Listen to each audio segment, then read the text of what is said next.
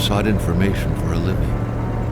That is to say that ever since he returned from Korea, after having served with the armed forces, he had been working as a private investigator in Montreal. William Hamilton, a rich industrialist, had gotten in touch with him regarding a simple vandalism issue. Nothing to write home about. Not worth hiring a private eye either, just so he can drive for hours on rough roads. But that's how it had always been. The client pays, Carl gets it done.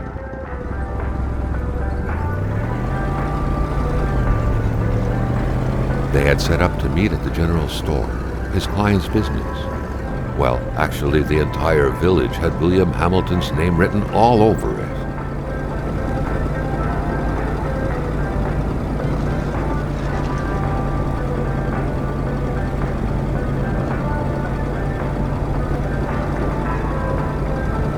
When the roads were bad, muddy, or snowed in, it was customary around these parts to close them off. But it was also customary to ignore those signs entirely and drive there anyway. Hamilton never mentioned a road-blocking barrier. Why was it needed here in the back of Beyond? That would, however, be a mystery for another day. Carl had waited long enough for someone to come and raise it.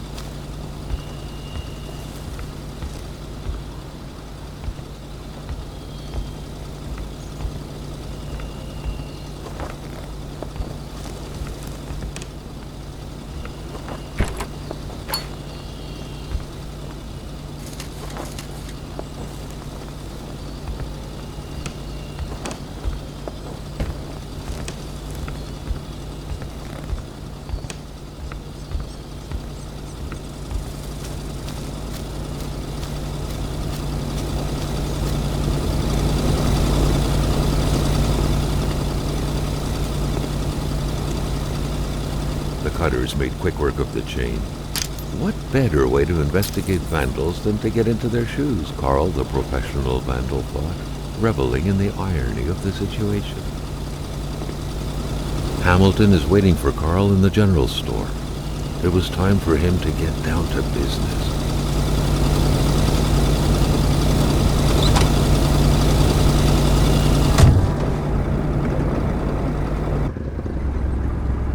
Hamilton enjoyed a lavish country house built in the very heart of the northern forests, not too far from here. The local populace was divided when it came to the affluent man. Some saw a wealthy philanthropist dedicated to improving the region's economy. Others an aging Englishman who would do anything to further his fortunes. And those ones hated him enough to go on about scheming against him. Hamilton had recently acquired a few local businesses, but the last straw was the reopening of a mine, which gave rise to a wave of protests and threats from the Cree people. Given these circumstances, Carl reckoned that a good number of people must be feeling compelled to oppose Hamilton in one way or another. So far, only the industrialist's house had been a target, but soon enough, Carl thought, the target would become the man himself.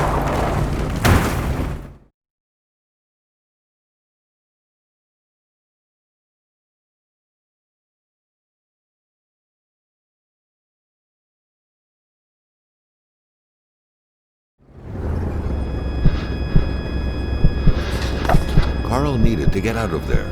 The cold and the pain required urgent care.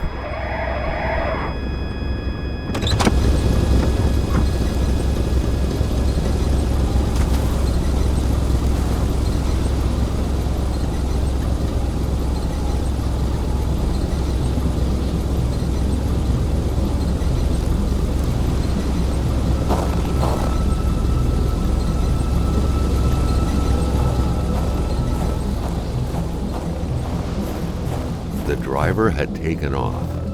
It was still best to check it out and leave nothing to chance. Carl needed help.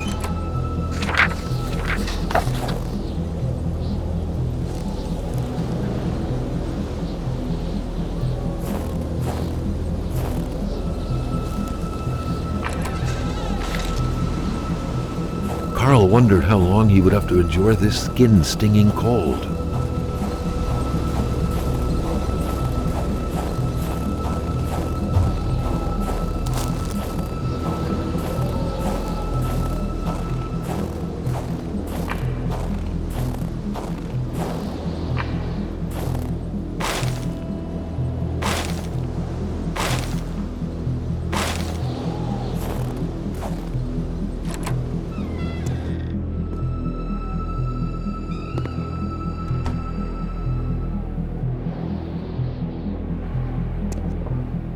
Even better than he had hoped. Carl Faubert had succeeded once more and was now on his way to new adventures.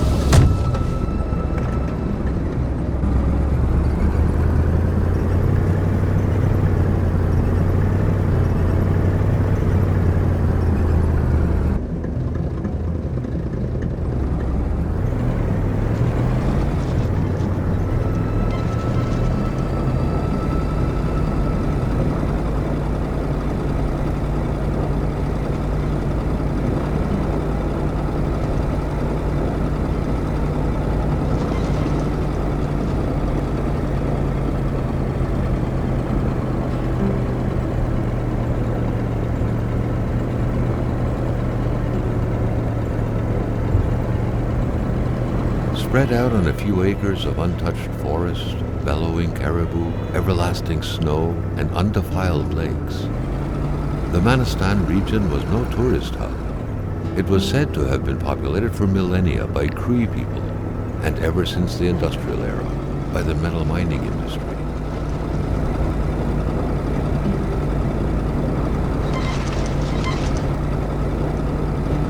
Jean-Luc Bédard had without a doubt been the closest man in the village to William Hamilton, otherwise known as Uncle Willie.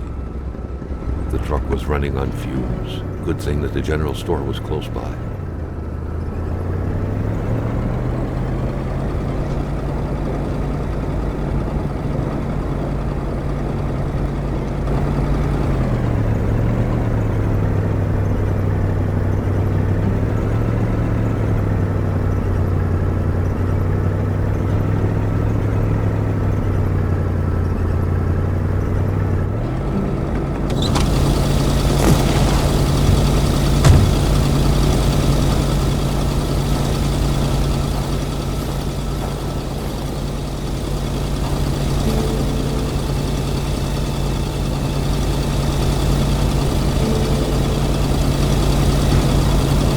Something fell to the bottom of the box.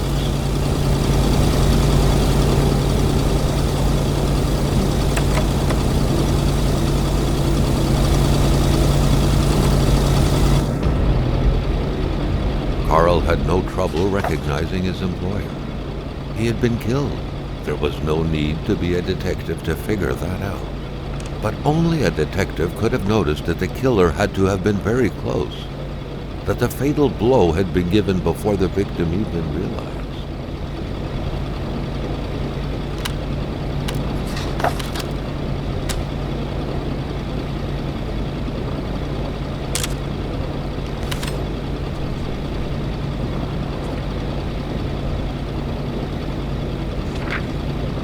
What could be inside that envelope? Carl was taken aback. He knew this address. It was said to be the address of the P.O. box for the Canadian Secret Service. Carl felt a chill down his spine and had a terrifying realization. If Hamilton was dead, then who was going to pay him?